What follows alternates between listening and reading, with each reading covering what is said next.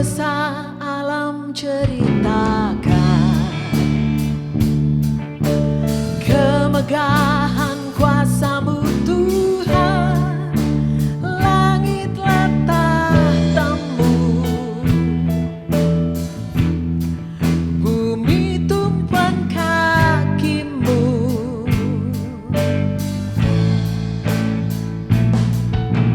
Dalam badai topan Kau hadir, meneguhkan kasih setia-Mu, tak surut langkahku, tak goyah imanku. Selamanya Kau tetaplah Allahku, takkan tergoyahkan, takkan tergantikan. gelapnya Malam tak akan menggetarkan, sebab kasih setiamu terangi langkahku. Biarlah tiap nafasku ceritakan betapa dahsyatnya kasih setianya. Semesta alam melukiskan karya-Mu, hatiku percaya Kau tetaplah Allah.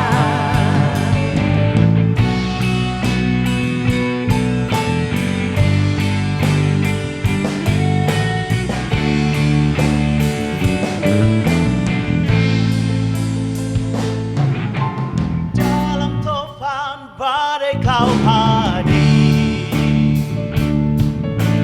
meneguhkan kasih setia-Mu, tak surut langkahku, tak surut langkahku, tak goyah imanku, dan tak goyah imanku. oh, Selamanya Kau tetaplah Allahku, takkan tergoyahkan, takkan tergantikan. Gelapnya malam tak akan menggetarkan, sebab kasih setiamu terangi langkahku.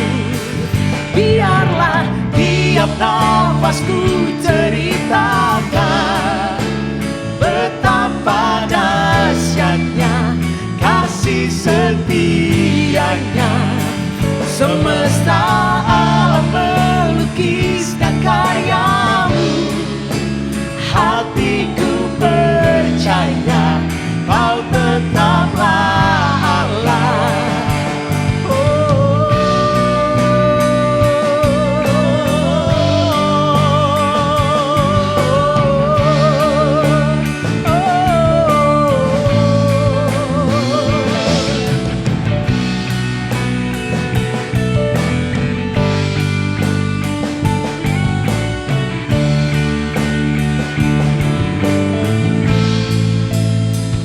Selamanya Kau tetaplah Allahku, takkan tergoyahkan, takkan tergantikan. Gelapnya malam tak akan menggentarkan, sebab kasih setiamu terangi langkahku. Biarlah tiap nafasku ceritakan betapa dahsyatnya kasih setianya. Semesta alam melukiskan karya-Mu, hatiku percaya Kau tetaplah Allah.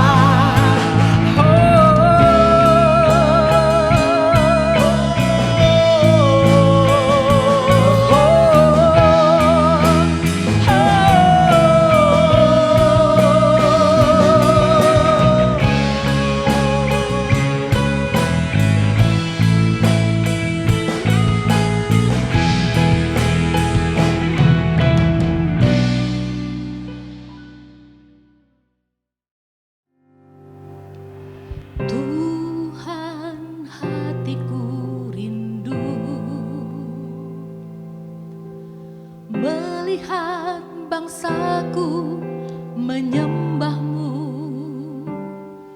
menaikkan pujian, membesarkan namamu, imanku berkata, Rohmu sedang bekerja.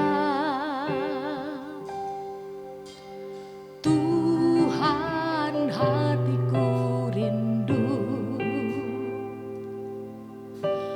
melihat bangsaku penuhi rumahmu, genapi sekarang nyatakan kuasamu, imanku berkata, Rohmu sedang bekerja.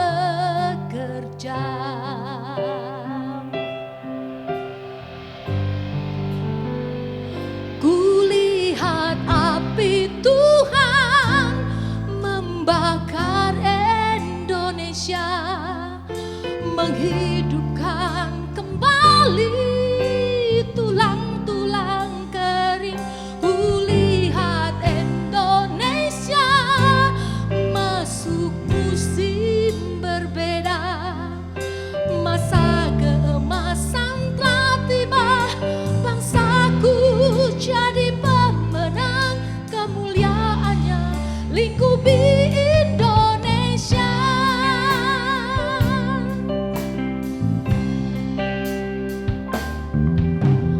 Tuhan, hatiku rindu melihat bangsaku penuhi rumahmu, genapi sekarang nyatakan kuasamu, imanku berkata, Rohmu sedang bekerja. Kulihat api Tuhan membakar Indonesia, menghidupkan kembali tulang-tulang kering.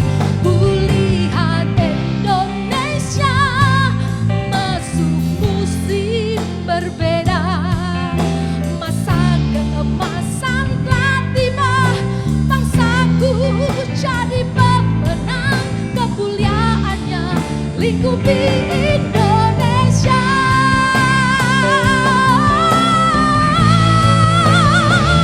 Kulihat api Tuhan membakar Indonesia, menghidupkan kembali tulang-tulang kering. Kulihat Indonesia masuk musim berbeda, masa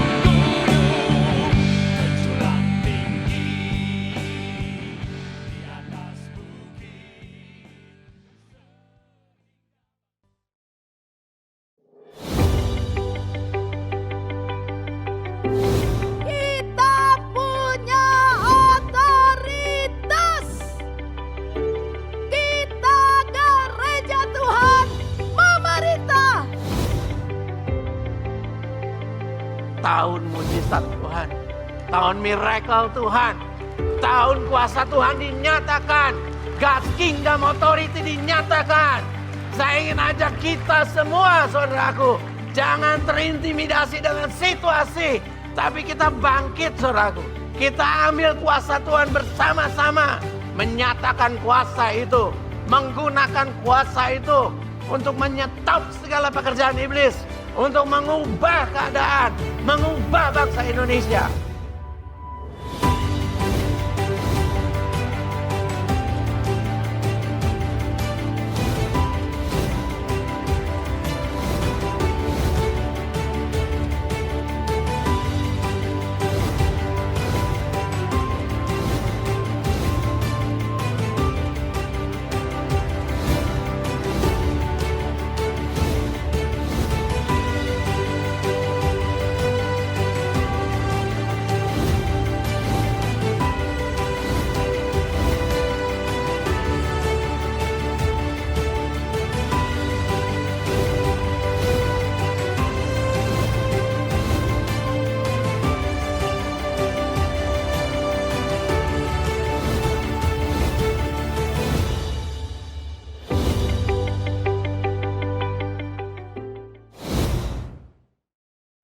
Shalom. Shalom Bapak Ibu, saudara-saudariku yang terkasih dalam Tuhan Yesus Kristus. Apa kabarnya? Semoga Bapak Ibu, saudara sekalian baik-baik saja, tetap ada di rumah. Sekalipun kita udah masuk 6 bulan, 7 bulan, kita ibadah secara online, tapi kita mau tetap antusias, kita mau tetap penuh dengan kerinduan, penuh dengan hati yang haus, untuk kita datang pada Tuhan, memuji dan menyembah Tuhan. Saya undang Bapak Ibu Saudara sekalian, kita mau datang kepada Tuhan. Kita tetap mau nyatakan bahwa Tuhan kita adalah penolong. Tuhan kita adalah pelindung, penghibur kita. Namanya Yesus. Mari kita datang kepadanya.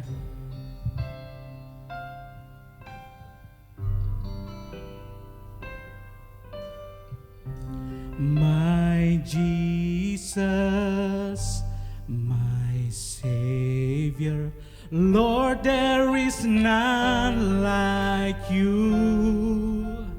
All of my days, I want to praise the wonder of your mighty love. My comfort, shelter, tower of refuge and strength. Let every breath, all that I am, never cease to worship you.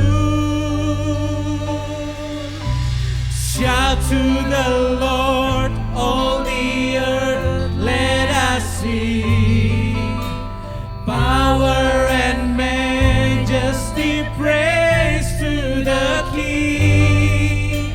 Mountains bow down and the seas will roar at the sound of your name.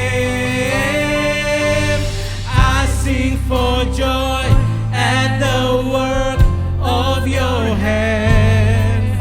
Forever I love you, forever I'll stand. Nothing compares to the promise I have in you. Let's sing to you, Lord. My Jesus, my Savior, Lord, there is none like you. All of my days, I want to praise, yes, the wonder of your mighty love. You're my comfort, you're my shelter,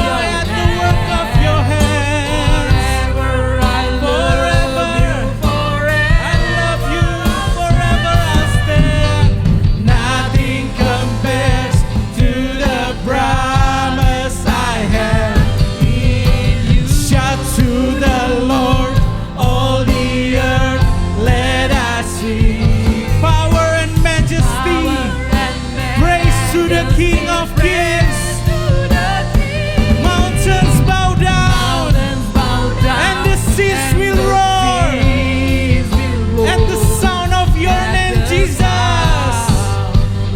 Hallelujah. I sing for joy. Hallelujah. Forever I love you, forever I'll stand. Nothing compares to the promise I have in you. Nothing compares to the promise I have in. Nothing compares to the promise I have in you.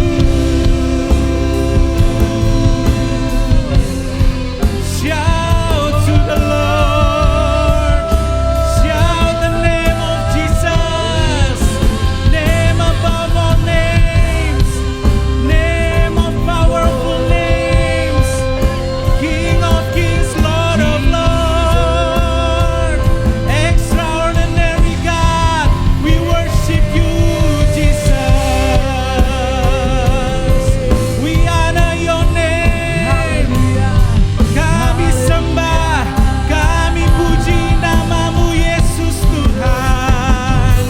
Tiada yang seperti Engkau, Allah yang berkuasa, Allah yang sanggup melakukan segala perkara, dan tidak ada rencanamu yang gagal atas hidup kami Tuhan. Kami sembah, kami tinggikan Yesus Tuhan.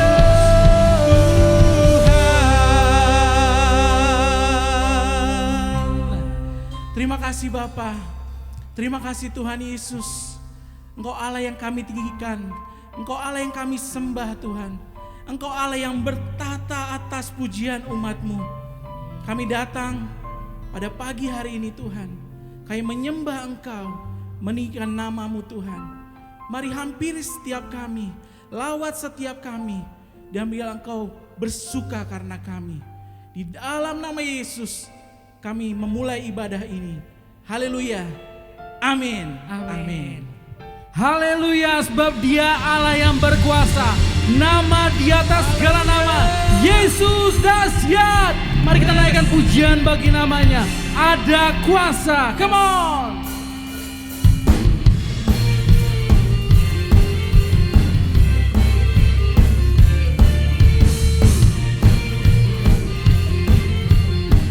Dialah Yesus yang bertata dan berkuasa atas umatnya. Haleluya.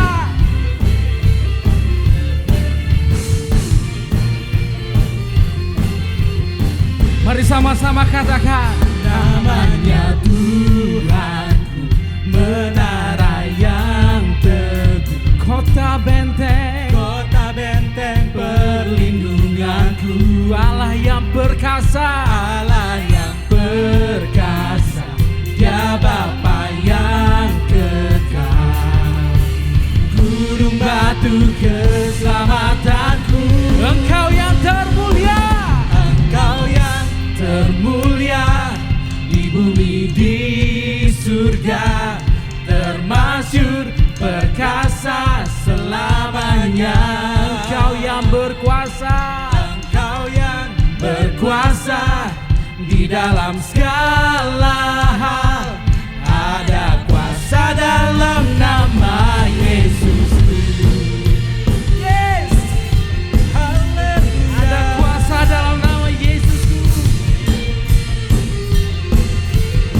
Namanya Tuhanku, namanya Tuhan, menara yang teguh, kota benteng perlindunganku,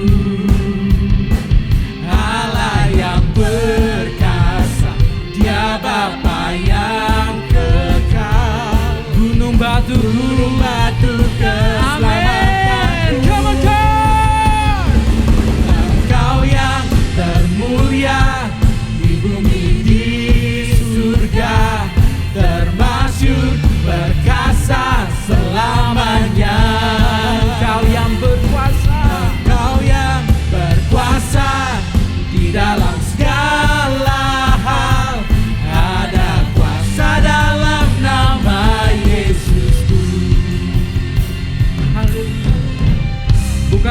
sekarang nama dan tiada nama yang lain selain Yesus, yang olehnya kau disembuhkan, yang olehnya kau dipulihkan. Yes. Nama di atas segala nama, Nama yang telah membebaskanku, nama yang telah membebaskanku. segala kuasa harus tunduk. Segala kuasa tunduk pada nama itu, Yesus Raja segala raja.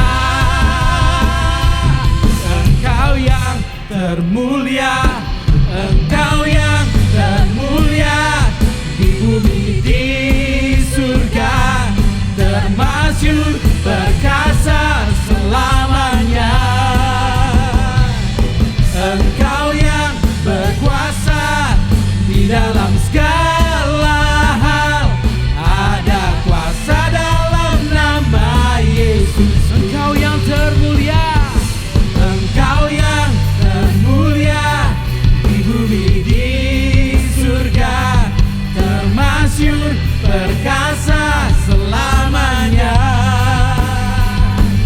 Engkau yang berkuasa di dalam segala hal, ada kuasa dalam nama Yesus. ada kuasa di dalam namanya.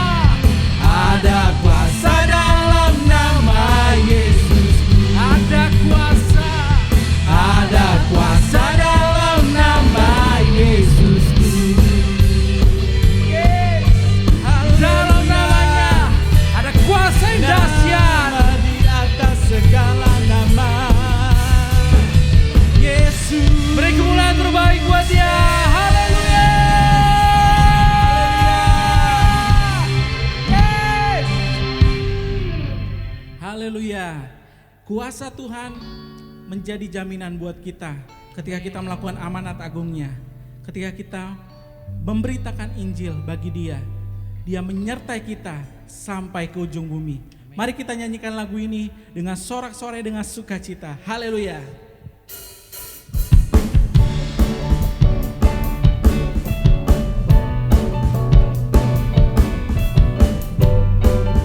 Dengan iman kita katakan,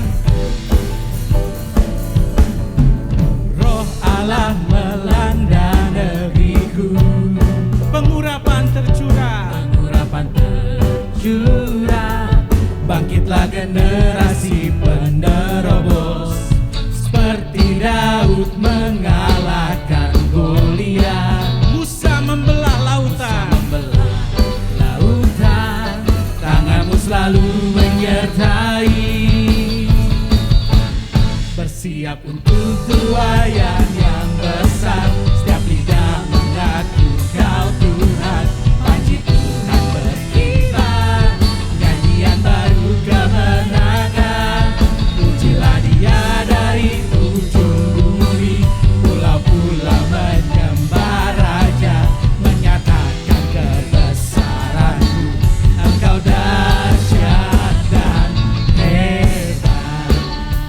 Amin. Kita imani lagu ini jadi doa kita, bahwa Roh Allah melanda negeri kita Indonesia. Haleluya. Roh Allah melanda negeriku, pengurapan tercurah. Mari bangkit Bapak Ibu, kitalah generasi penerobos, seperti Daud mengalahkan Goliat. Musa membelah lautan, tanganmu selalu menyertai, bersiap untuk tuaian yang besar. Setiap lidah mengaku Kau Tuhan, panji Tuhan berkibar, nyanyian baru kemenangan. Pujilah Dia dari ujung-ujung bumi. Mari katakan, oh Yesus kita hebat, dahsyat.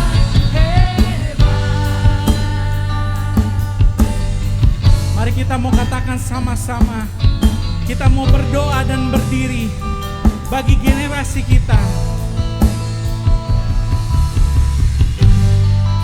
berdoa dan berdiri bagi generasi kami sampai ke ujung bumi. Kami kan pergi. Kami berdoa dan berdiri bagi generasi kami sampai ke ujung bumi. Kami kan pergi. Kami berdoa dan berdiri bagi generasi kami sampai ke ujung bumi. Kami kan pergi. Kami berdoa dan berdiri bagi generasi kami sampai ke ujung bumi. Kami kan pergi. Bersiap untuk tuaian yang besar, setiap lidah mengaku Kau Tuhan. Panji Tuhan berkibar, nyanyian baru kemenangan. Pujilah Dia dari ujung bumi, pulau-pulau menyembah Raja, menyatakan kebesaran-Mu. Engkau dahsyat. Bersiap untuk tuaian yang besar, setiap lidah mengaku Kau Tuhan. Panji Tuhan berkibar, nyanyian baru kemenangan. Pujilah Dia dari ujung bumi, pulau-pulau menyembah Raja, menyatakan kebesaran-Mu. Engkau dahsyat dan hebat. Engkau dahsyat dan hebat. Engkau dahsyat dan hebat. Sekali lagi. Engkau dahsyat dan hebat. Yesus dahsyat dan hebat. Haleluya. Yes. Kita mau siapkan hati kita Bapak Ibu untuk mendengarkan firman Tuhan. Namun sebelumnya kita mau datang kepada Tuhan. Kita mau nyatakan bahwa Dia adalah satu-satunya pribadi yang kita andalkan, kita harapkan. Di masa-masa yang mungkin kita tahu sulit seperti sekarang ini, hanya Yesuslah satu-satunya sumber kekuatan kita, sumber pengharapan kita. Mari kita datang kepadanya.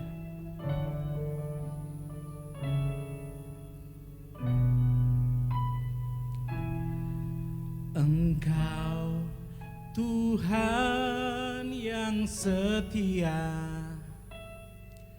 waktu-Mu selalu yang terbaik. Engkau Tuhan sandaranku, dan ku hanya kan berharap padamu. Satu-satunya yang ku andalkan, satu-satunya yang ku percaya. Engkau sumber kekuatan, sumber pengharapan, sumber kedamaian. Satu-satunya yang ku andalkan, satu-satunya yang ku percaya. Engkau Tuhan memberkati, Tuhan penyembuhku, Tuhan pemulihku. Engkau Tuhan yang setia, Engkau Tuhan yang setia. Waktu-Mu selalu yang terbaik, waktu-Mu selalu yang terbaik. Engkau Tuhan sandaranku, Engkau Tuhan, amin Tuhan, sandaranku. Dan ku hanya kan berharap padamu. Satu-satunya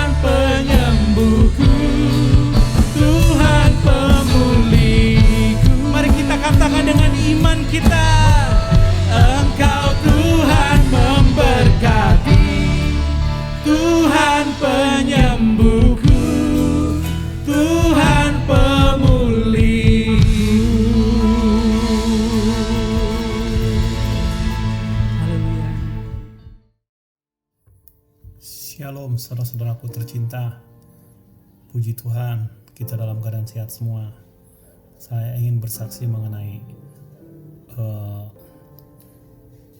mujizat Tuhan dan kemurahan Tuhan kepada saya, di mana saya pada tanggal 17 Agustus kemarin dikonfirmasi terinfeksi COVID-19. Saya juga sangat kaget. Kondisi saya juga pada saat itu gejalanya adalah menggigil, dingin dan pusing, sangat pusing. Tapi saya berdoa kepada Tuhan Yesus agar saya diberi kesembuhan. Karena mengingat saya, anak-anak saya yang masih kecil-kecil, yaitu satu yang paling besar anak saya 12 tahun, adiknya 3 tahun 6 bulan, dan yang paling kecil adalah 1 tahun 8 bulan. Saya berdoa agar Tuhan memberikan kesempatan kepada saya untuk mengasuh, untuk mengurus anak saya dan istri saya, diberikan kesembuhan. Puji Tuhan, doa saya dikabulkan. Setelah 19 hari saya dirawat, saya di-swab, dan puji Tuhan, hasil swabnya keluar pada hari ke-21, saya negatif. Tuhan mengabulkan permintaan saya. Tuhan sungguh baik. Inilah kesempatan yang diberikan Tuhan kepada saya, agar saya dapat mengisi hidup saya lebih berarti, lebih berguna, takut akan Tuhan, dan memuliakan Tuhan dimanapun saya berada. Terima kasih Tuhan. Sekarang saya sudah pulang di rumah, dan saya akan tetap masih karantina mandiri. Dan saya berdoa saya sehat total, pulih total. Saya yakin pertolongan Tuhan atas diri saya, karena Tuhan sangat baik dan kasih karunia-Nya, dan setiap anak-anak yang akan mendapat kasih karunia sesuai dengan yang dijanjikan oleh Tuhan. Terima kasih Tuhan, terima kasih Tuhan Yesus. Terpujilah nama-Mu di tempat yang maha tinggi. Shalom, selamat pagi, selamat hari Minggu Bapak Ibu sekalian. Terima kasih telah menyaksikan ibadah GKD Jakarta online. Kami mengundang Bapak Ibu sekalian untuk mengikuti kembali ibadah GKD online di waktu dan jam yang sama minggu depan. Hari ini kita akan melakukan persembahan yang Bapak Ibu bisa lakukan melalui transfer OVO, GoPay maupun transfer rekening Bank BCA. Firman Tuhan hari ini dari Malaki 3 ayat 10 sampai 11. Bawalah seluruh persembahan perpuluhan itu ke dalam rumah perbendaharaan, supaya ada persediaan makanan di rumahku. Dan ujilah aku, firman Tuhan semesta alam, apakah aku tidak membukakan bagimu tingkap-tingkap langit dan mencurahkan berkat kepadamu sampai berkelimpahan. Aku akan menghardik bagimu belalang pelahap, supaya jangan dihabisinya hasil tanahmu, dan supaya jangan pohon anggur di padang tidak berbuah bagimu. Firman Tuhan semesta alam.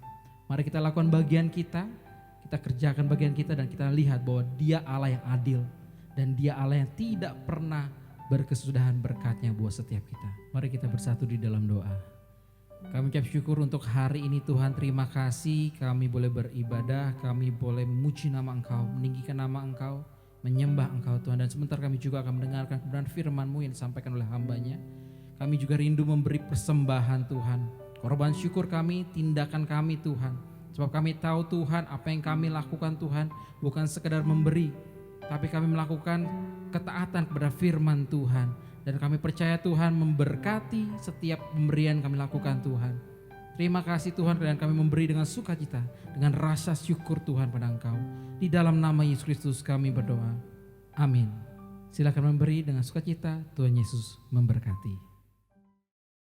Salam Bapak Ibu, saudara-saudaraku yang dikasihi Tuhan. Selamat berjumpa kembali dalam ibadah Minggu GKKD Jakarta. Hari ini 13 September tahun 2020. Hari ini topiknya adalah Tuhan bekerja hulu ke hilir.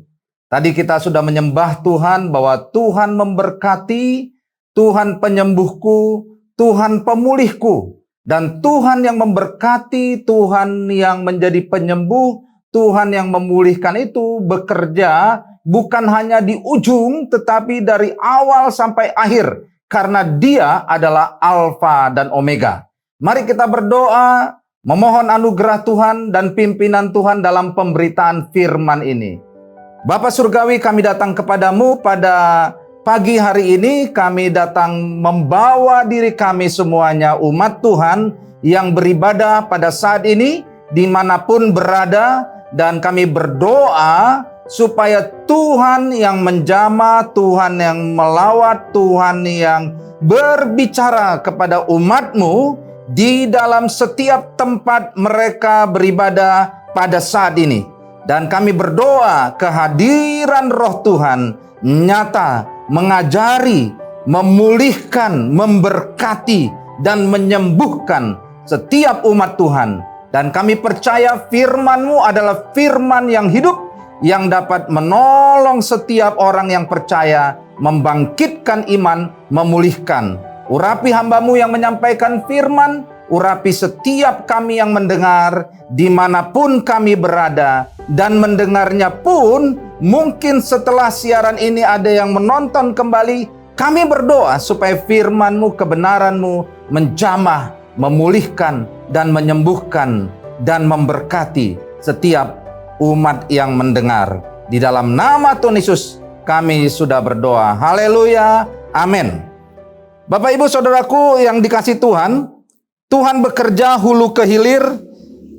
Saya ingin menyampaikan kebenaran firman Tuhan ini dalam pokok bahasan pertama bahwa Tuhan itu bekerja dalam proses. Dan saya ingin kita melihat nanti kebenaran firman Tuhan, bagaimana proses hulu ke hilir Tuhan menciptakan langit dan bumi ini. Dan kemudian yang kedua dalam contoh kehidupan keluarga Yakub, Israel, di mana Tuhan menyelamatkan mereka dari bencana kelaparan. Dan kemudian kita lihat kebenaran firman Tuhan untuk membuat kita semakin yakin bahwa Tuhan itu bekerja hulu ke hilir. Dan kemudian juga dalam proses pembentukan pribadi kita, Tuhan bekerja hulu ke hilir. Dan lalu nanti saya akan mengajak kita coba melihat bahwa bagaimana penerapannya pada kehidupan kita di masa kini. Dan kemudian bagian penutup adalah kita memperhatikan nasihat Tuhan. Apa yang harus kita lakukan sebagai bagian kita sebagai umat Tuhan di dalam kehidupan ini. Bapak Ibu Saudaraku yang dikasihi Tuhan, ya, yang bagian pertama adalah Tuhan bekerja dalam proses. Kita baca firman Tuhan dalam Kejadian 1 ayat 1 sampai 31. Ini ayat yang populer waktu kita sekolah minggu dulu. Bagi yang sekolah minggu pasti diajarkan tentang penciptaan langit dan bumi. Dan karena itu saya tidak mengajak kita membaca seluruh ayat-ayatnya karena waktu kita terbatas. Namun kita baca beberapa ayat. Yang pertama adalah ayat 1 sampai ayat 5. Dikatakan demikian. Pada mulanya Allah menciptakan langit dan bumi. Bumi belum berbentuk dan kosong. Gelap gulita menutupi samudra raya. Dan roh Allah melayang-layang di atas permukaan air. Berfirmanlah Allah, jadilah terang. Lalu terang itu jadi. Allah melihat bahwa terang itu baik, lalu dipisahkannyalah terang itu dari gelap. Dan Allah menamai terang itu siang, dan gelap itu malam. Jadilah petang, jadilah pagi, itulah hari pertama. Itu cerita bagaimana Tuhan menciptakan hari pertama. Dan kemudian kita lompat langsung sampai hari yang ke-6.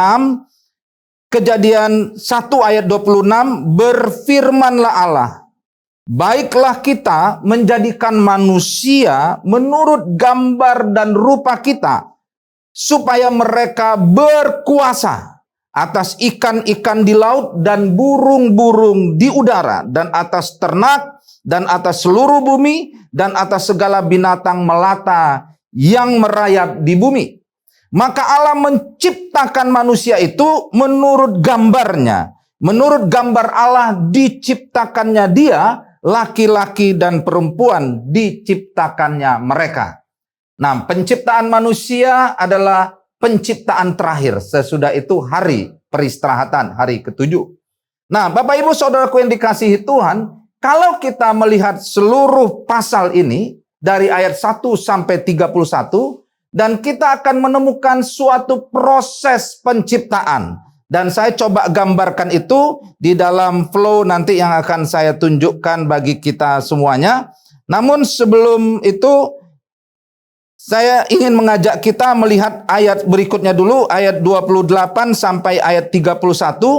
Dikatakan Allah memberkati mereka, memberkati manusia itu. Lalu Allah berfirman kepada mereka, beranak cuculah dan bertambah banyak. Penuhilah bumi dan taklukkanlah itu. Berkuasalah atas ikan-ikan di laut dan burung-burung di udara dan atas segala binatang merayap di bumi. Berfirmanlah Allah, lihatlah aku memberikan kepadamu segala tumbuh-tumbuhan yang berbiji di seluruh bumi dan segala pohon-pohonan yang buahnya berbiji. Itulah akan menjadi makananmu. Tetapi kepada segala binatang di bumi dan segala burung di udara dan segala yang merayap di bumi yang bernyawa, kuberikan segala tumbuh-tumbuhan hijau menjadi makanannya. Dan jadilah demikian. Maka Allah melihat segala yang dijadikannya itu sungguh amat baik. Jadilah petang, jadilah pagi, itulah hari yang ke-6. Nah, Bapak Ibu, kalau kita lihat penciptaan manusia dari mulai ayat 26 sampai ayat 31, kita lihat cukup panjang penjelasannya dan kita lihat ini seolah kelihatan sebagai puncak daripada penciptaan dan Tuhan memberkatinya, dan di dalam hidup manusia itulah the image of God, gambar Allah dinyatakan. Dan ini menjadi puncak penciptaan itu, hilir dari semua penciptaan. Nah, mari kita lihat bahwa bagaimana prosesnya dari hulu ke hilir. Saya gambarkan pertama adalah menciptakan siang dan malam di hari ke-1. Itu ada ayat-ayatnya di Kejadian 1 ayat 3 sampai 5, lalu Kejadian 1 ayat 6 sampai 8 Tuhan menciptakan cakrawala di hari kedua, dan kemudian ayat 9 sampai 12 Tuhan menciptakan darat, lalu juga laut dan tumbuh-tumbuhan. Di hari yang keempat, di ayat 14 sampai 19, Tuhan menciptakan benda penerang, matahari dan bulan dan bintang-bintang. Di ayat 14 sampai 19. Lalu di hari yang kelima, ayat 20 sampai 23, Tuhan menciptakan makhluk hidup di air dan burung-burung di udara. Dan kemudian setelah itu, di hari yang ke-6, setelah penciptaan makhluk hidup di air dan burung-burung di udara, Tuhan menciptakan makhluk hidup, ternak dan binatang melata di darat. Itu ayat 24 sampai 25, dan terakhir Tuhan menciptakan manusia yang tadi ayatnya kita sudah baca dari ayat 26 sampai 31, itu penciptaan di hari yang ke-6. Nah, Bapak Ibu Saudaraku yang dikasihi Tuhan, kalau kita lihat semuanya itu, kita melihat bahwa Allah bekerja dengan urutan proses, dan urutan proses itu ada tujuannya. Tujuannya apa? Tujuannya Tuhan ingin terakhir menciptakan manusia sesuai gambarnya Dia untuk berkuasa atas segala sesuatu yang ada di bumi ini. Karena itulah yang lain duluan diciptakan, baru manusianya terakhir. Dan kemudian dalam setiap proses Tuhan tetap membuat keajaiban. Dalam proses yang pertama sampai proses yang terakhir itu ada logic science-nya. Tetapi dalam tiap proses itu, ketika pertama kali diciptakan, tetap ada keajaiban, karena ketika penciptaan yang pertama Itu Tuhan menciptakan dari yang tidak ada menjadi ada. Creatio ex nihilo katanya.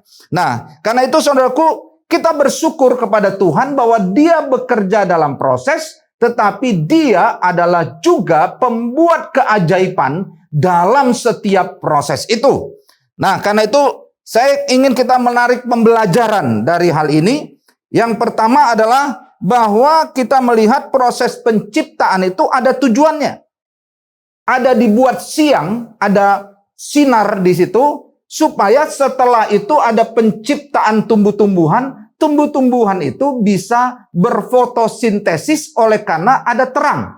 Karena itu pertama kali diciptakan siang dan malam. Ada siklus siang dan malam, ada sinar yang menyinari. Tetapi kalau kita lihat penciptaan daripada benda-benda penerang itu belum terjadi.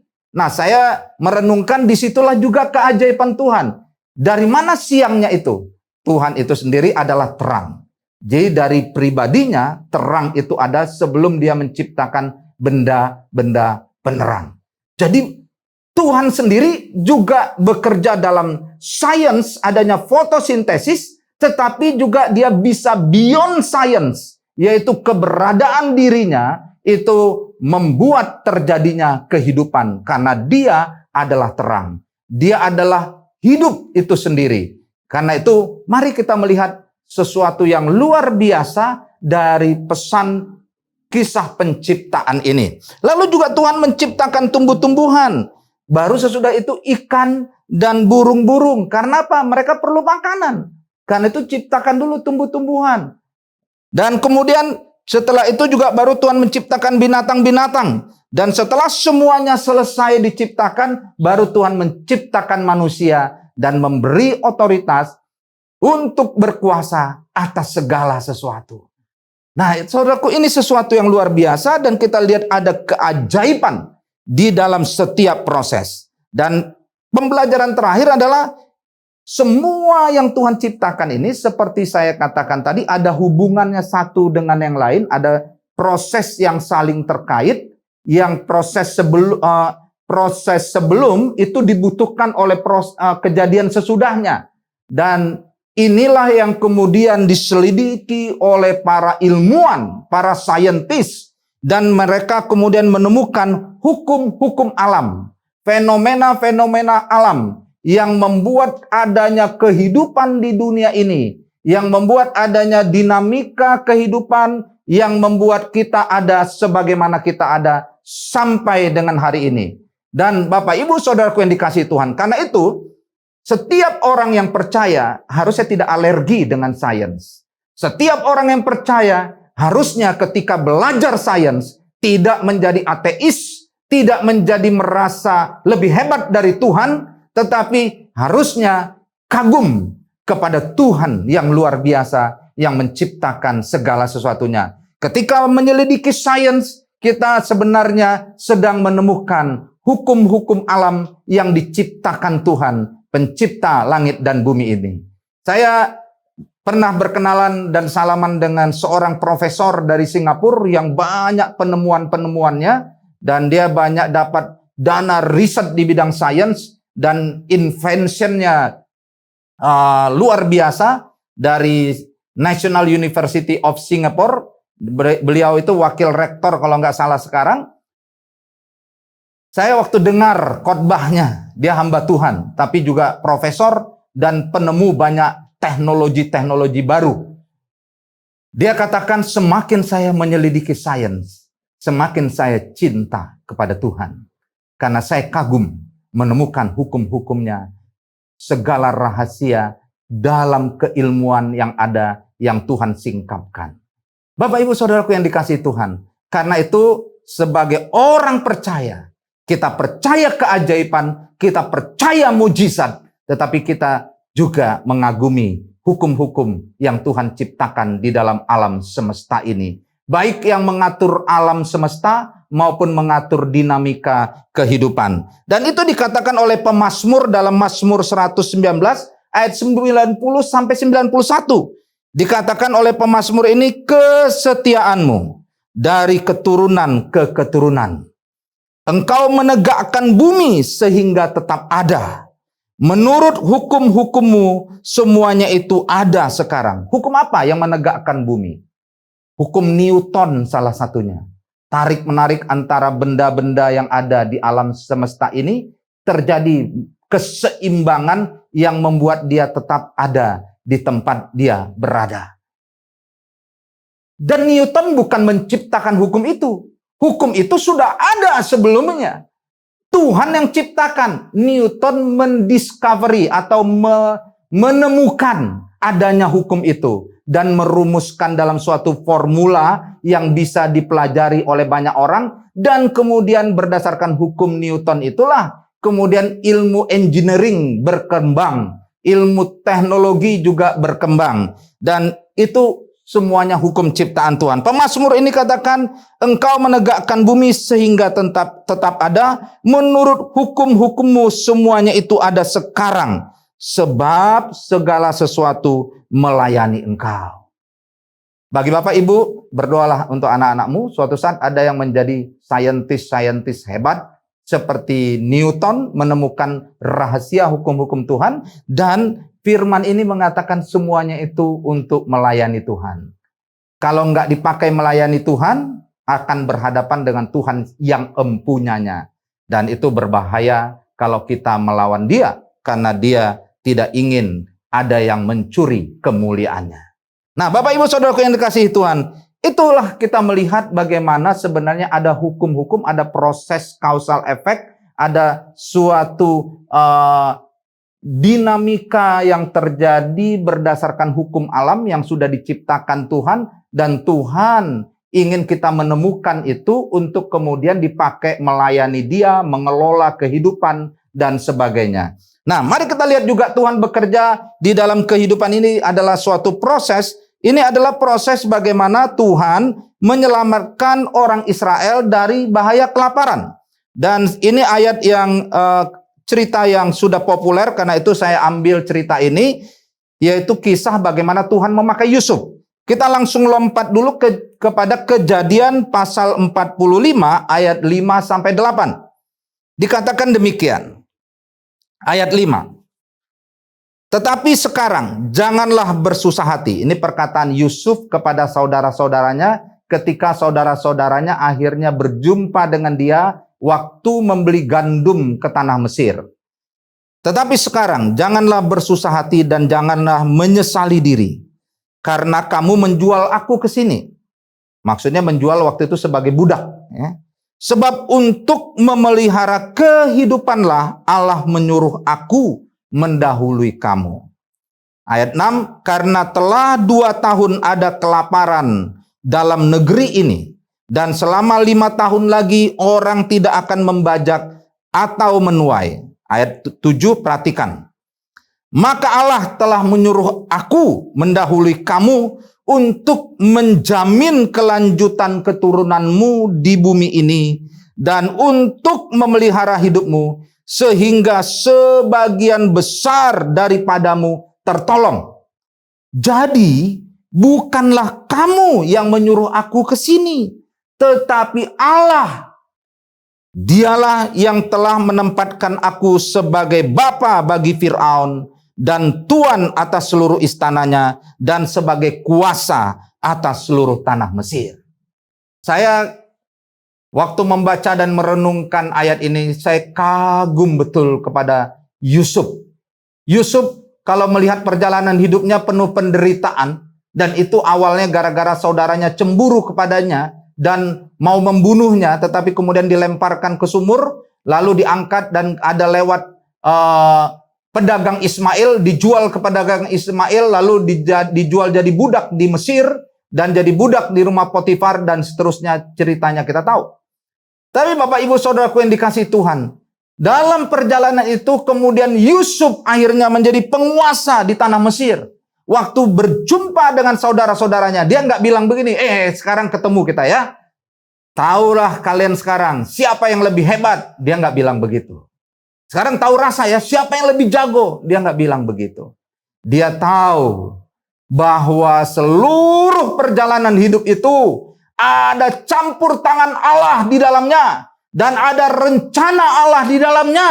Dan rencananya itu adalah untuk memelihara kehidupan, supaya sebanyak mungkin orang bisa tertolong, sebanyak mungkin orang bisa terselamatkan, termasuk saudara-saudaranya yang memperdaya dia. Dan karena itu dia bilang ke saudara-saudaranya, waktu itu kamu ngerjain aku, waktu itu kamu mau bunuh aku, itu membuat aku sampai ke sini. Tetapi sebenarnya itu semuanya adalah rancangan Tuhan, kata Yusuf kepada saudara-saudaranya, sebagai jalan Tuhan untuk membuat aku bisa memelihara kehidupan.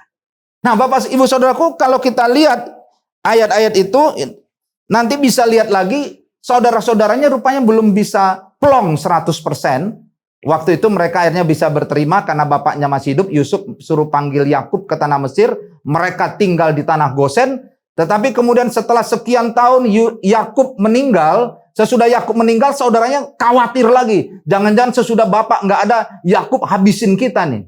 Yakub menyatakan pernyataan yang sama di Kejadian 50 ayat 15 sampai 21. Silahkan nanti baca sendiri. Nah, saya ingin menunjukkan, menggambarkan hal itu dalam suatu ilustrasi berikut ini. Jadi Yusuf pertama kali dia disayang oleh ayahnya, dia bermimpi jadi pemimpin, jadi chief. Wah, ini ada yang mau jadi chief of mountain, atau itu gereja ya. Chief of education, chief of business, chief of politik, chief of entertainment, chief of media. Ya, ada banyak yang mau jadi chief dari berbagai mountain. Ya, Yusuf waktu itu bermimpi jadi chief. Tetapi kemudian berapa lama dia benar-benar mengalami itu? Akhirnya dia mengalami, diangkat menjadi penguasa di Mesir. Dan itu terjadi karena dia menafsirkan mimpi daripada Firaun. Nah, itu di Kejadian pasal 41 ayat 1 sampai 57. Dan kemudian keluarganya seperti dia bilang tadi, dia menjadi itu untuk memelihara kehidupan banyak orang termasuk keturunan Yakub. Itu baru terjadi kemudian ketika keturunan Yakub tinggal bersama dengan dia di Mesir. Nah, kalau dilihat Yusuf ini waktu bermimpi itu umur 17 tahun. Dan waktu jadi penguasa di Mesir umur 30. Dan waktu dia akhirnya menampung keluarganya itu adalah sesudah 2 tahun kelaparan, baru keluarganya berjumpa dengan dia di tanah Mesir. Dan itu berarti 7 tahun kelimpahan ditambah 2 tahun kelaparan, berarti 9 tahun kemudian sesudah Yusuf menjadi raja. Nah, kita lihat di sini ada jarak 13 tahun.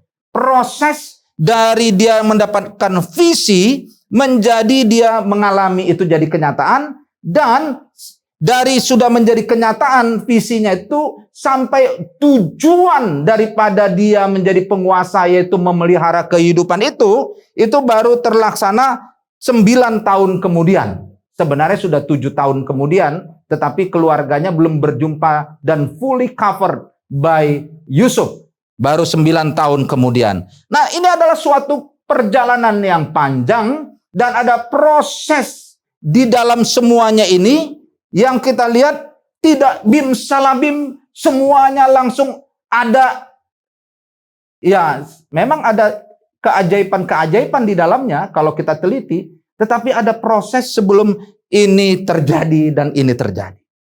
Nah, silahkan nanti sambil kita dengarkan penjelasan lebih lanjut. Saya percaya Roh Kudus berbicara di dalam hati setiap kita tentang proses hidup kita sendiri. Dan dalam pergumulan-pergumulan yang sedang kita alami, apa yang Tuhan sedang lakukan. Tetapi Bapak Ibu Saudaraku yang dikasihi Tuhan, kita lihat Yusuf ini, ya, ada banyak proses yang terjadi. Ya, ini saya sudah sengaja bikin animasinya. Ya, dijual jadi budak, di rumah Potifar dipercaya, tapi difitnah, masuk penjara. Kemudian ketemu juru minum dan juru roti. Lalu juru minum akhirnya menceritakan kepada Firaun, dan sampai ketemu Firaun dan diangkat. Dan kemudian proses selanjutnya sampai ke sini. Dan di dalam proses ini baru gambaran proses yang terjadi pada diri Yusuf. Di dalam proses ini, Yusuf ada mengalami perjumpaan-perjumpaan dengan berbagai orang. Dan orang-orang ini terjadi berinteraksi dalam kehidupan Yusuf bukan kebetulan. Karena masing-masing mengambil peran, walaupun perannya itu kadang-kadang peran yang sepertinya menyakitkan bagi Yusuf. Misalnya saudara-saudaranya cemburu mau bunuh dia, lalu jual jadi budak. Atau dia difitnah oleh istri Potifar, masuk penjara, dan sebagainya. Tetapi semua yang menyakitkan itu dipakai Tuhan dalam suatu rencana dan proses untuk suatu tujuan yang ada di depan, yang Yusuf hanya tahu dalam bayang-bayang. Tetapi dia tahu dan dia percaya kepada Tuhan yang menuntunnya. Dan itu dia bisa percaya karena apa? Karena Yusuf pribadi yang memiliki hubungan pribadi dengan Tuhan, memiliki keintiman dengan Tuhan.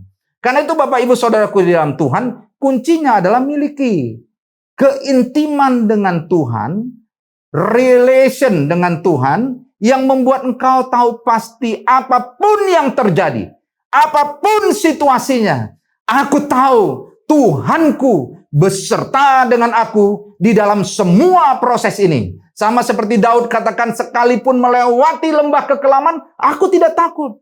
Sebab gadamu dan tongkatmu itulah yang menuntun aku. Dan itu suatu keindahan yang luar biasa ketika kita tahu Tuhan bekerja di dalam semua proses-proses ini. Jadi Bapak Ibu Saudaraku, kita lihat pembelajarannya dari peristiwa Yusuf ini adalah Tuhan bekerja memproses. Dari anak muda belia umur 17 tahun menjadi penguasa tanah Mesir di umur 30 tahun. Di hulu Tuhan bekerja pada hidupnya, memberikan visi dan membentuk karakter.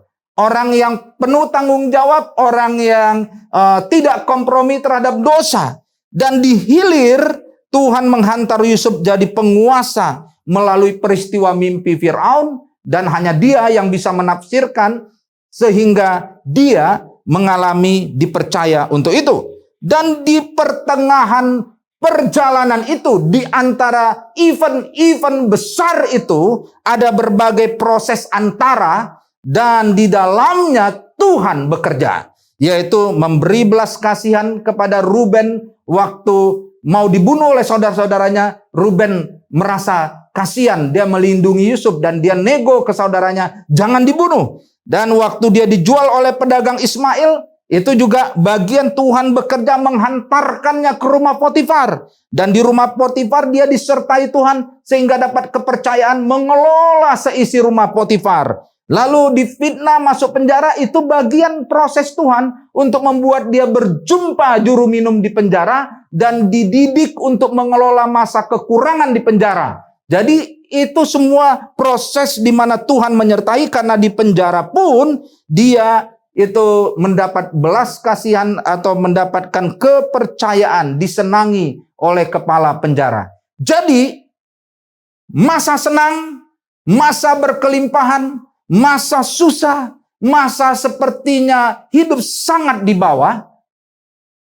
itu bukan menentukan kredibilitasmu sebagai anak Tuhan. Itu tidak menentukan engkau orang beriman atau tidak beriman. Tetapi hubunganmu kepada Tuhan, relasimu kepada Tuhan, itu yang menentukan kualitasmu, menentukan imanmu, dan menentukan engkau orang yang diberkati atau tidak. Masalah diberkati secara harta, secara hal-hal yang kelihatan di depan, itu masalah bentuk berkat. Tetapi penyertaan Tuhan itulah sumber segala berkat. Karena itulah lagu tadi mengatakan, satu-satunya yang kuandalkan. Tuhanlah yang memberkati, Tuhan yang menyembuhkan, Tuhan yang memulihkan. Nah Bapak Ibu Saudaraku, karena itu bagi mereka yang akhirnya mengalami berkat, puji Tuhan. Bagi yang belum, tetap puji Tuhan. Tetap percaya Tuhan memberkati. Amin. Tetap percaya Tuhan memberkati. Jadi mari kita lihat. Ini ada beberapa ayat yang membuat kita bisa semakin mengasihi Tuhan, semakin mendalami Tuhan. Tadi saya sebut bahwa Tuhan bekerja hulu ke hilir. Yang tadi saya katakan Ruben itu melindungi Yusuf, itu Tuhan bekerja. Kejadian 37 ayat 19 sampai 21. Juga Kejadian 39 ayat 3 sampai 4, yaitu Yusuf disertai Tuhan di rumah Potifar, Tuhan bekerja walaupun dia budak. Jadi karena itu jangan anggap enteng dengan orang yang kelihatannya biasa-biasa saja, pekerjaannya kelihatannya rendahan. Tapi kalau Tuhan menyertainya, kita nggak boleh anggap enteng. Dan engkau kalau pekerjaanmu terlalu sederhana hari ini, jangan engkau rendah diri. Kalau engkau rendah diri, itu engkau tidak menganggap Tuhanmu sedang menyertai engkau. Tetaplah punya suatu sukacita, suatu kebanggaan di dalam apapun yang Tuhan percayakan kepadamu hari ini. Tuhan besertamu itu jauh lebih penting daripada status, jabatan, dan posisi. Semua yang lain adalah sesuatu yang ditambahkan. Itu kata Tuhan Yesus di Matius 6 ayat 33. Dan sekarang saya ingin mengajak kita melihat lagi Pengkhotbah 11 ayat 5 mengatakan, sebagaimana engkau tidak mengetahui jalan angin dan tulang-tulang dalam rahim seorang perempuan yang mengandung, demikian juga engkau tidak mengetahui pekerjaan Allah yang melakukan segala sesuatu. Jadi artinya kalau kita lihat ibu mengandung, kita nggak tahu bagaimana proses di dalamnya itu. Tetapi kita tahu sedang terjadi proses dan hasilnya seorang anak akan lahir. Demikian juga dengan pekerjaan Allah dalam hidupmu. Pastikan engkau sadar Tuhan bekerja dalam hidupmu. Suatu saat akan keluar buah-buah kehidupan yang memberkati banyak orang sebagaimana rancangan Tuhan bagi kehidupanmu. Pengkhotbah 3 ayat 11 mengatakan, Ia membuat segala sesuatu indah pada waktunya. Bahkan Ia memberikan kekekalan dalam hati mereka. Tetapi manusia tidak dapat menyelami pekerjaan yang dilakukan Allah dari awal sampai akhir. Bapak, Ibu, Saudara yang dikasihi Tuhan, apapun situasi yang kita alami hari-hari ini, percayalah Tuhan akan membuat semuanya indah pada waktunya. Dan ada banyak hal mungkin yang kau tidak bisa selami, nggak bisa mengerti, tidak bisa paham. Kadang-kadang kelihatan gelap, tetapi tanamkan di hati bahwa kalau engkau bersama Tuhan, Tuhan akan membuat semuanya indah pada waktunya. Dan Roma 8 ayat 28 mengatakan, kita tahu sekarang bahwa Allah turut bekerja dalam segala sesuatu untuk mendatangkan kebaikan. Dan kita tadi lihat apa yang terjadi dalam hidup Yusuf, bagaimana semua yang terjadi dalam interaksi kehidupannya, itu semuanya Tuhan pakai, bekerja, mendatangkan kebaikan. Bagi siapa hal itu? Yaitu bagi mereka yang mengasihi Dia. Dia itu bagi mereka yang terpanggil sesuai dengan rencana Allah. Bapak Ibu yang dikasihi Tuhan, apakah engkau orang yang mengasihi Tuhan? Katakanlah di dalam hatimu, Tuhan, aku mengasihi engkau. Kalau engkau mengasihi Tuhan, dan yang pertanyaan kedua, apakah engkau terpanggil sesuai dengan rencana Allah? Kalau engkau hari ini menjadi orang yang percaya kepada Yesus, percaya bahwa Dia juru selamat, dan engkau sudah menerima Dia sebagai juru selamat, Tuhan Yesus berkata, bukan engkau yang memilih aku yang memilihmu. Dan aku sudah menetapkanmu untuk menghasilkan buah. Jadi bukan kita yang memilih Yesus, Yesus yang memilih kita. Berarti engkau terpanggil sesuai dengan rencana Allah. Tetapi panggilan Tuhan itu nanti diwujudkan dalam bentuk profesi apa, pekerjaan apa, karya-karya apa, pelayanan yang seperti apa, akan berbeda-beda tiap orang. Tetapi kalau engkau sudah percaya Yesus, Tuhan punya rencana atas hidupmu. Dan engkau orang yang terpanggil. Nah, karena itu, kalau engkau mengasihi Tuhan, Dan kalau engkau sudah percaya Yesus, maka Roma 8 ayat 28 ini berlaku atas hidupmu.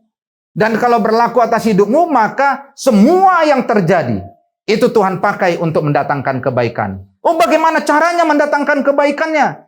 Ya, mungkin engkau sudah tahu, mungkin juga belum tahu.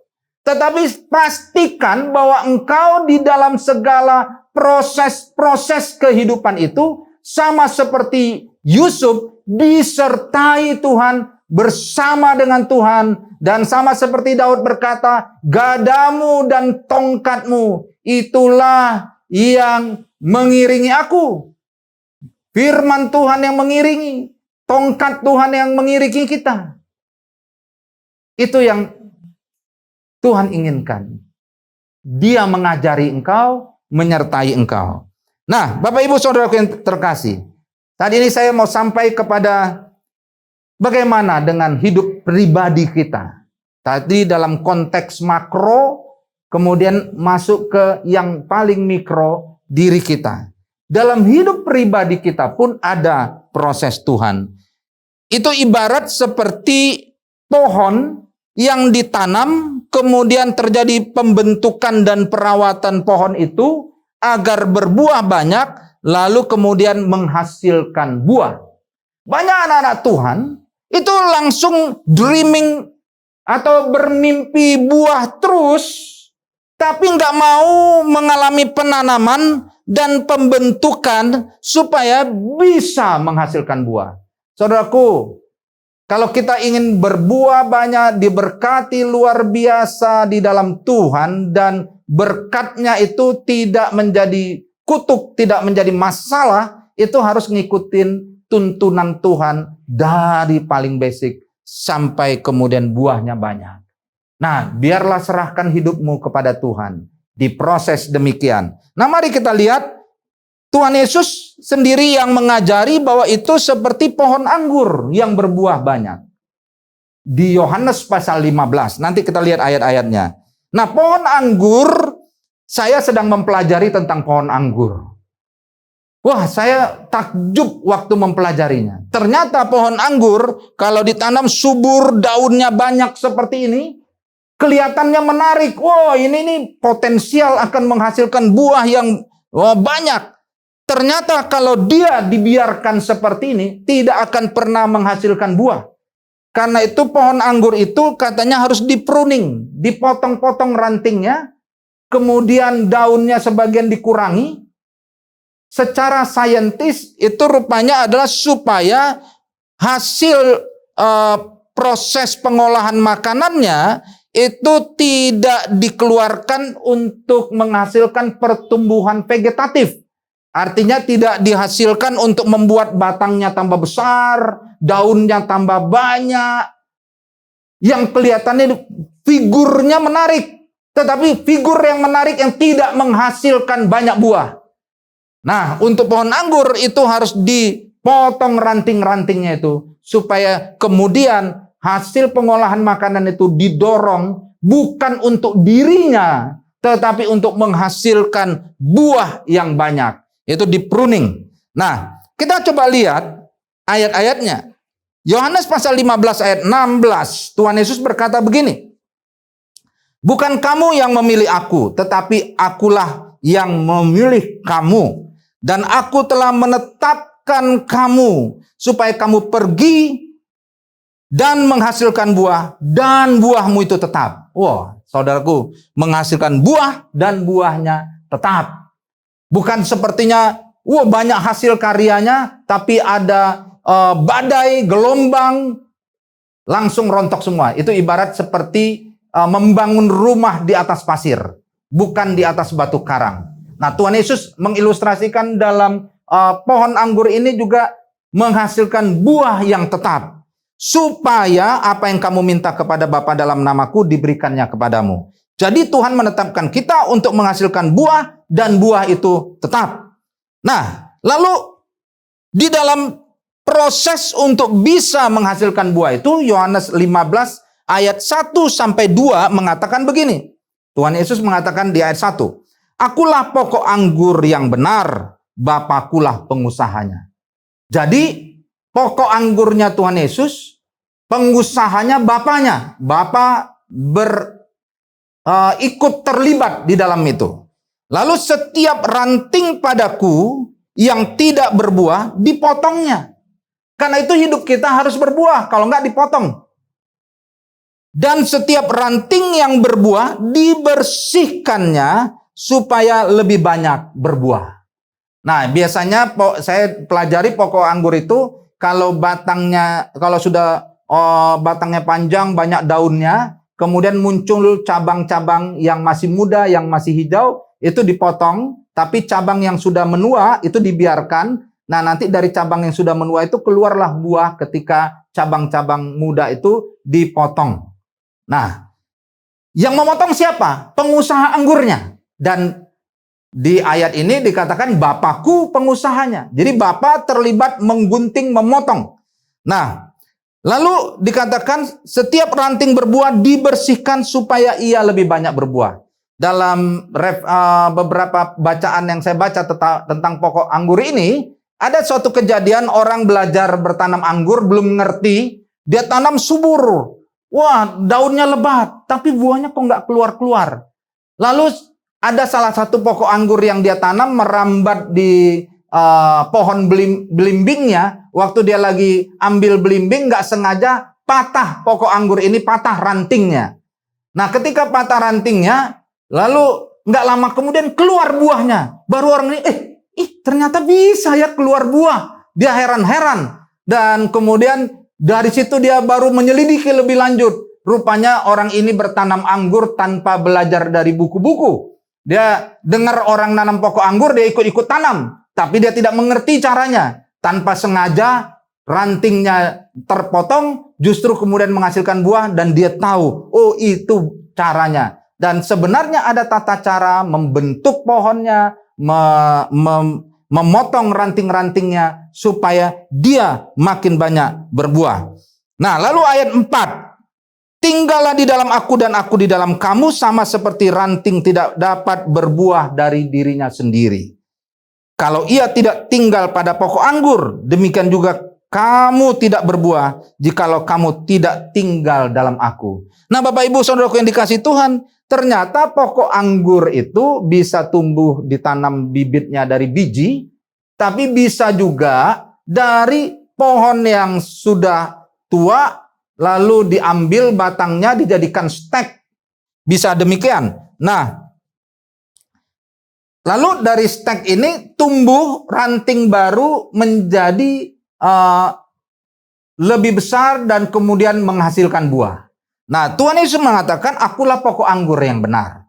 Jadi Tuhan Yesus menjadi seolah-olah ini ilustrasinya, dia pokok anggur yang terbaik. Nah, biasanya petani-petani anggur jadikan batangnya itu yang paling kokoh, yang paling tahan terhadap penyakit, yang akarnya bisa bagus, itu yang menjadi pokok. Dan kemudian sesudah itu bisa diokulasi, yaitu tunas dari anggur yang lain ditanamkan ke situ supaya dapat hidup dari pokok yang kokoh itu dan kemudian bertumbuh dengan baik. Dan pokok anggur itu semakin dia panjang bisa besar, tetapi yang mendapatkan makanan hanya pokok itu.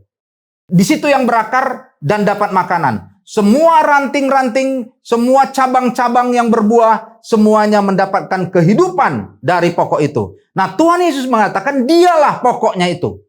Karena itu harus melekat tetap di dalam dia, nempel kepada dia, supaya hidup kita berbuah. Dan Bapa Surgawi waktu lihat kita tumbuh, kalau kita tumbuh hanya vegetatifnya saja, tidak menghasilkan buah, Bapa akan mulai menggunting kita. Ada hal-hal yang dikerjakan oleh Bapa Surgawi, membentuk diri kita, mendorong kita supaya akhirnya keluar buah. Dan ketika digunting itu mungkin tidak enak dan bentuknya tidak menarik. Sama seperti kalau kita lihat ini di pruning, bentuknya tidak menarik.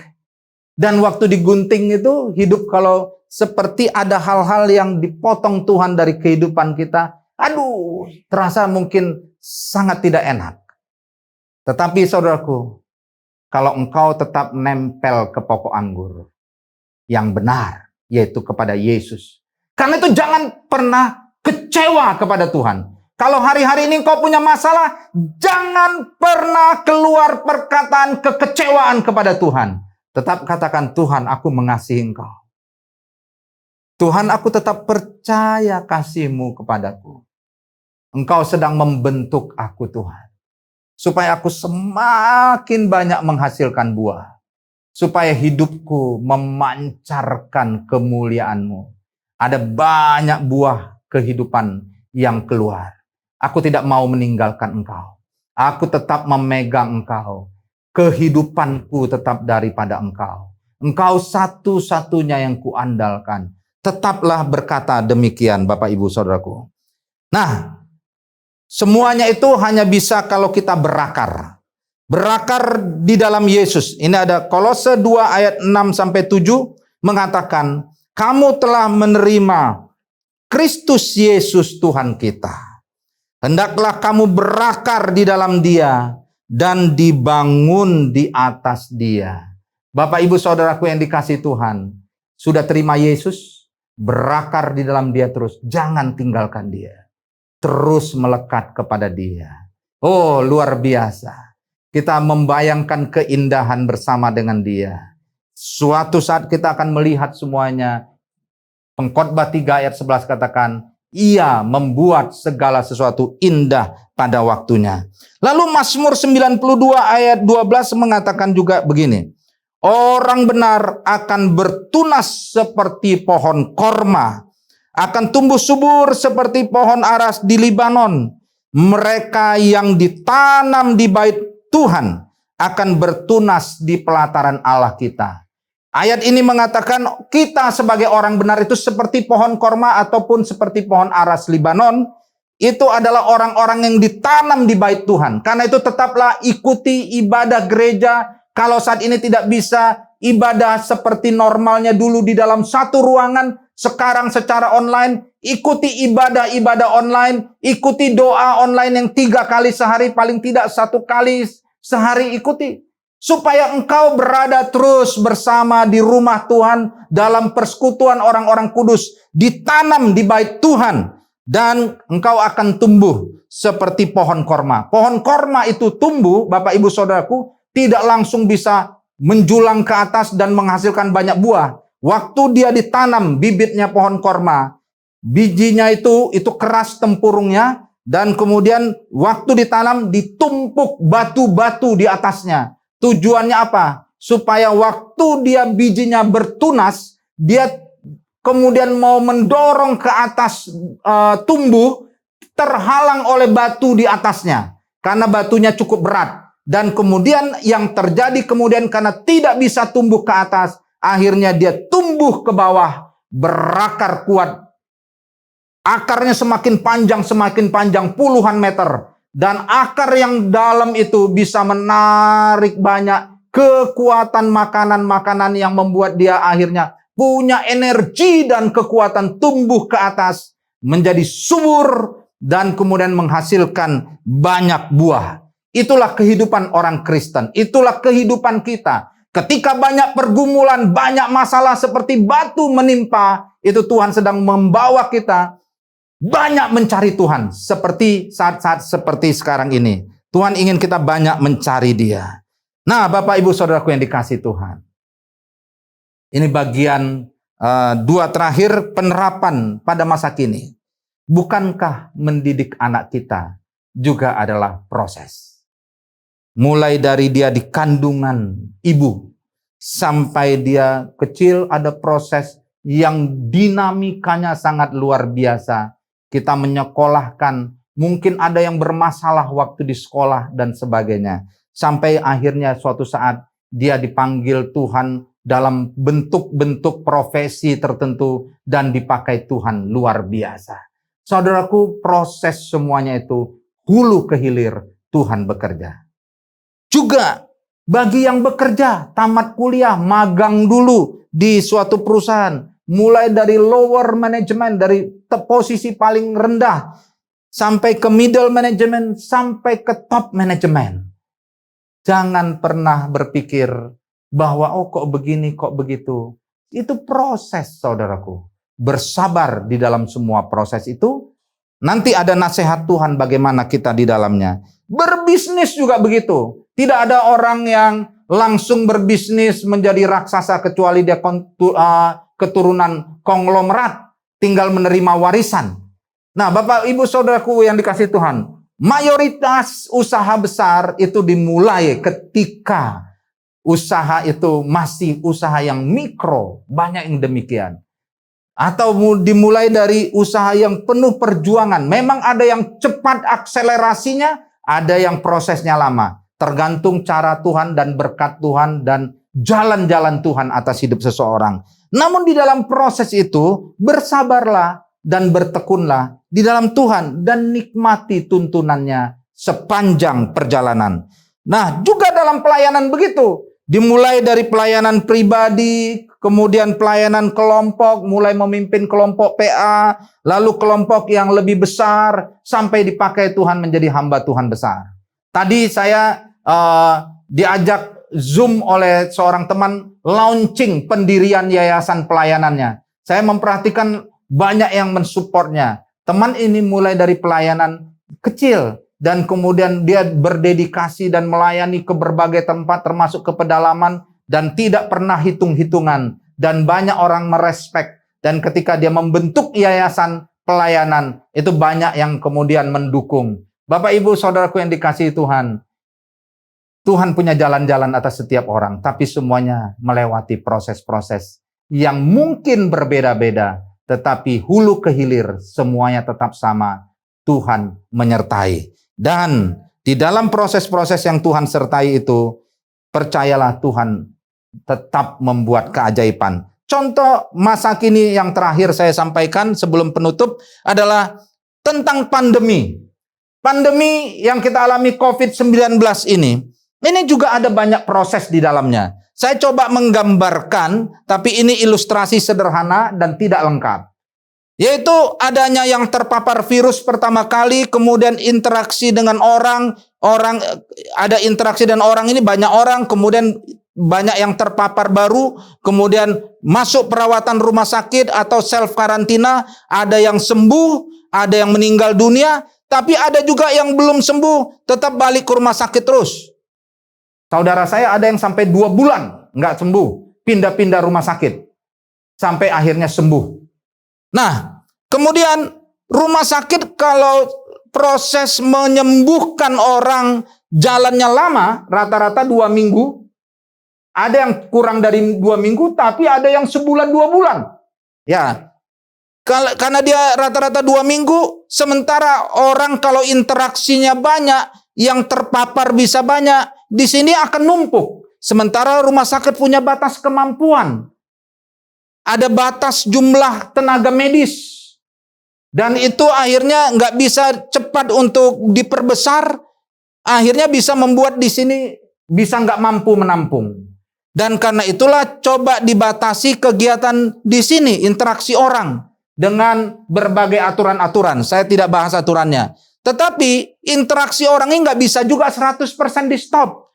Karena aktivitas bisnis dan sosial itu perlu interaksi orang. Karena aktivitas bisnis dan sosial ini menghasilkan income bagi rumah tangga dan juga bagi pemerintah. Dan itu salah satunya pemerintah ataupun orang per orang butuh pendanaan untuk pengobatan atau self karantina. Dan bagi yang sudah mengalami kena COVID, ya terasa sekali butuh dana, butuh biaya, ada sebagian yang ditanggung pemerintah, ada yang menanggung sendiri. Dan karena itulah bisnis tidak bisa di stop. Tapi bisnis kalau terus-menerus terjadi, interaksi orang tinggi, jumlah yang terpapar tinggi, ini ada proses-proses yang terjadi. Nah, pemerintah berusaha mengintroduce protokol new normal. Tujuannya supaya orang menjaga diri jangan terpapar, walaupun berinteraksi. Tetapi sebagian rakyat kadang-kadang tidak peduli. Nah, disinilah saudaraku kita harus paham ada semua proses di sini. Nah, ini tidak semua prosesnya saya gambarkan, tetapi yang ingin saya sampaikan, tadi kita sudah lihat Tuhan bekerja dari hulu ke hilir. Saya meyakini bahwa Tuhan juga bekerja di proses ini bukan hanya untuk menyembuhkan yang sakit di hilir, tapi Tuhan juga bekerja di hulu supaya tidak ada lagi yang terpapar virus, di mana ada imunitas tubuh manusia melalui riset vaksin. Tuhan bekerja, kita doakan Tuhan membuat ilmuwan menemukan vaksinnya. Dan Tuhan juga bekerja di proses tengah ini, yaitu Tuhan ingin menuntun hidup semua anak-anak Tuhan, hidup semua rakyat Indonesia, itu bekerja melakukan aktivitasnya taati protokol kesehatan. Ini bukan tidak rohani. Jangan anggap ini tidak rohani. Tuhan bekerja dengan segala hikmat dan pengetahuan untuk mengatur kehidupan ini. Dan Tuhan juga bekerja di dalam semua kegiatan-kegiatan kehidupan kita. Nah, karena itu saudaraku, di tengah pandemi ini, marilah kalau kita berdoa, kita membayangkan hulu ke hilir, Tuhan bekerja. Jadi Tuhan bekerja hulu ke hilir, Tuhan peduli dan siap memberkati kita. Dalam penemuan vaksin, pengaturan aktivitas, menolong orang sakit, dan menolong yang terdampak pandemi secara ekonomi. Penutup, mari kita lihat 2 ayat firman Tuhan dari Mazmur 32 ayat 8 sampai 9. Dikatakan demikian, Aku hendak mengajar dan menunjukkan kepadamu jalan yang harus kau tempuh. Aku hendak memberi nasihat, mataku tertuju kepadamu. Ayat 9, janganlah seperti kuda atau bagal yang tidak berakal, yang kegarangannya harus dikendalikan dengan tali les dan kekang. Kalau tidak, ia tidak akan mendekati engkau. Lalu Yohanes 5 ayat 5, ayat yang tadi kita sudah baca juga, Akulah pokok anggur, kamulah ranting-rantingnya. Barang siapa tinggal di dalam aku dan aku di dalam dia, ia berbuah banyak. Sebab di luar aku, kamu tidak dapat berbuat apa-apa. Dan ini saya tandain sebagai penutup bahwa Tuhan menghendaki kita melakukan 5 hal ini di dalam semua proses kehidupan kita itu. Yang pertama, Tuhan bilang Tuhan hendak mengajar kita.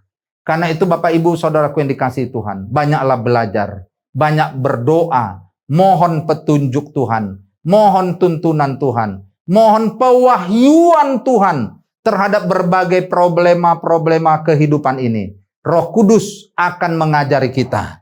Yang kedua, Tuhan bilang Tuhan hendak menunjukkan kepadamu jalan yang harus kau tempuh. Karena itu Bapak Ibu Saudaraku yang kedua, selalulah memohon petunjuk Tuhan dalam pilihan-pilihan langkah yang hendak engkau lakukan. Kalau sakit, berdoa, Tuhan tunjukkan dokter yang tepat untuk merawat engkau. Atau rumah sakit yang tepat untuk di mana engkau dirawat. Kalau engkau punya masalah ekonomi, bisnis, berdoa, minta hikmat Tuhan. Berbisnis apa? Dengan cara bagaimana? Tuhan ingin memberi petunjuk kepadamu. Ayat yang ketiga adalah Tuhan hendak memberi nasihat. Ada suara Roh Kudus yang memberi warning, memberitahu, dengar-dengaran. Berdoa supaya engkau terbiasa mendengar tuntunan Roh Kudus di dalam hatimu. Dan yang keempat, mataku tertuju kepadamu, kata Tuhan. Dan sebaliknya, mari kita selalu tertuju mata kita kepada Tuhan. Tertuju kepada Tuhan. Dan berkata, satu-satunya engkau Tuhan yang kuandalkan. Dan yang terakhir, tetap tinggal di dalam Tuhan. Jangan tinggalkan persekutuan pribadi dan persekutuan bersama di dalam dengan saudara seiman untuk memuji, menyembah Tuhan. Tuhan memberkati dan Tuhan menyertai kita senantiasa. Dia bersama kita di hulu, di dalam proses, dan sampai ke hilir, sampai semuanya tuntas dan selesai. Dan nama Tuhan dimuliakan. Baginya hormat, kemuliaan, sampai selama-lamanya. Tuhan memberkati. Mari kita berdoa. Bapa Surgawi, terima kasih. Kami bersyukur kepada Tuhan untuk semua yang kami sudah dengar daripada firman-Mu. Pada pagi hingga siang hari ini, kami dicerahkan bahwa Tuhan, Engkaulah Allah penyelamat, Engkaulah Allah penebus. Engkaulah Allah yang sudah menyertai kami sejak awal. Kami percaya di dalam proses kehidupan sekarang ini, Engkau menyertai kami, dan sampai akhir Engkau menyertai kami. Dan bagi Bapak Ibu Saudaraku yang belum merasakan melekat pada Yesus, engkau merasa Tuhan jauh, berarti engkau belum pernah menerima Yesus di dalam hatimu. Kalau engkau mau hari ini, serahkan dirimu untuk Yesus tinggal di dalam engkau dan engkau di dalam Dia. Ikuti kata-kata doa ini. Tuhan Yesus, aku tahu firman-Mu berkata, tinggallah di dalam aku dan aku di dalam-Mu. Sebab di luar aku, Engkau tidak dapat berbuat apa-apa. Aku sadar Tuhan, di luar Engkau aku tidak dapat berbuat apa-apa. Pada siang hari ini, pagi hingga siang ini Tuhan, aku memberi diriku menerima Tuhan sebagai Tuhan, penguasa, sebagai juru selamatku, penebus dosa-dosaku. Tinggallah di dalamku Tuhan. Aku menyerahkan hidupku untuk tinggal di dalam Tuhan selama-lamanya. Amin.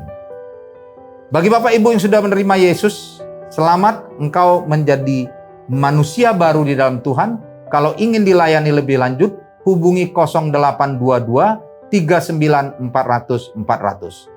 Dan saya mau berdoa buat Bapak Ibu yang punya masalah pergumulan, yang tadi Roh Kudus sudah bicara kepadamu melalui pemberitaan firman. Saya percaya Roh Kudus berbicara.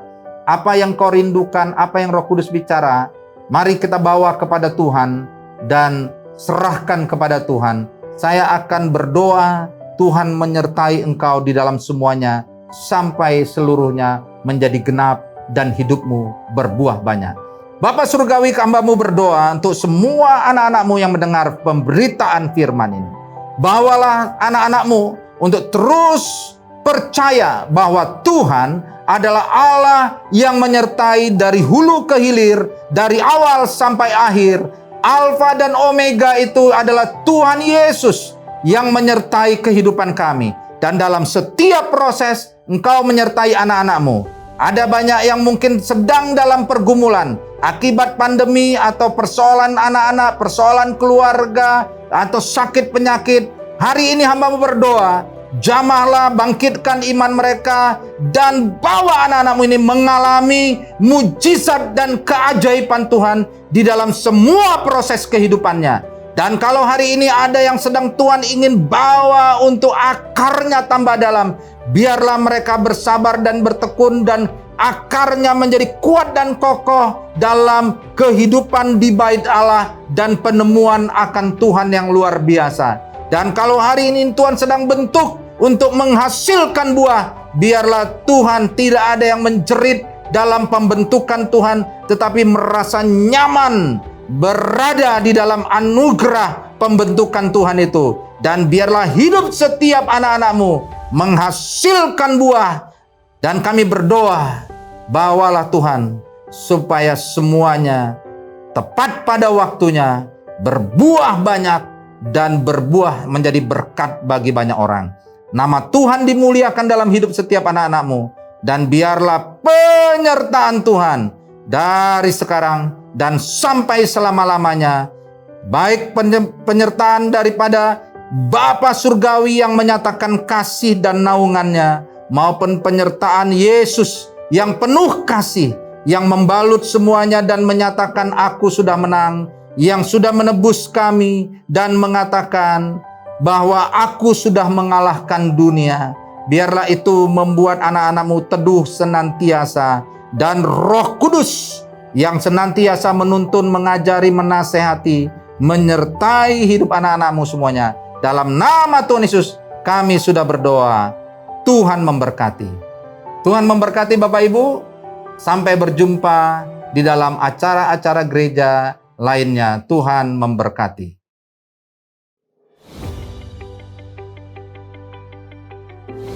Kita punya otoritas. Kita gereja Tuhan memerintah. Tahun mujizat Tuhan, tahun miracle Tuhan, tahun kuasa Tuhan dinyatakan, God's Kingdom Authority dinyatakan. Saya ingin ajak kita semua, saudaraku, jangan terintimidasi dengan situasi, tapi kita bangkit, saudaraku. Kita ambil kuasa Tuhan bersama-sama, menyatakan kuasa itu, menggunakan kuasa itu untuk menyetop segala pekerjaan iblis, untuk mengubah keadaan, mengubah bangsa Indonesia.